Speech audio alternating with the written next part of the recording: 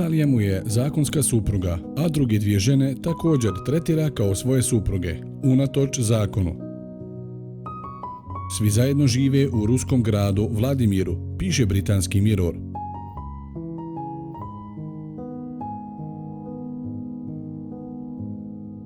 One su s njim, kaže Ivan, dobrovoljno i pristale su na život u poligamnoj vezi.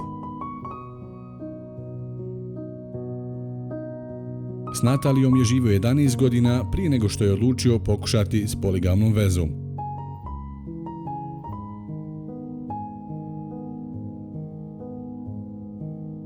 Na početku sam bila protiv toga, nisam mogla zamisliti takvu situaciju, no onda sam se predomislila, jer je on zaista htio imati veliku porodicu, rekla je Natalija koja radi kao medicinska sestra u lokalnoj bolnici.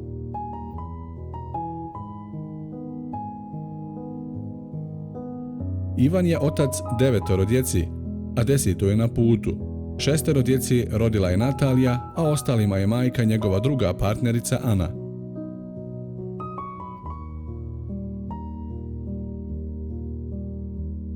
Njegova treća partnerica Medina tek je nedavno ušla u porodicu, i to protiveći se svojoj porodici i vjeri.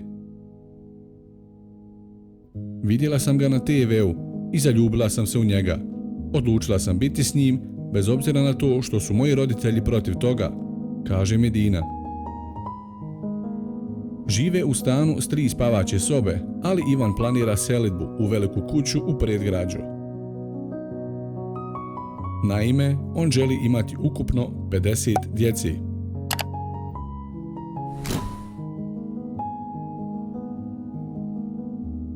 Svake noći pozove jednu partnericu da provede noć s njim, uglavnom po redu. Međutim, ako neka od njih 3 učini nešto što mu smeta, on ih kažnjava tako da im uskrati seks, odnosno ne poziva ih kod sebe u sobu dok je ljutit.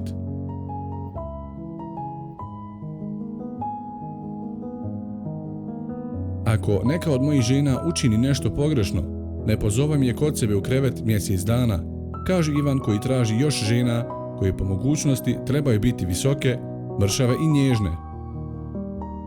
Napišite nam u komentarima vaše mišljenje.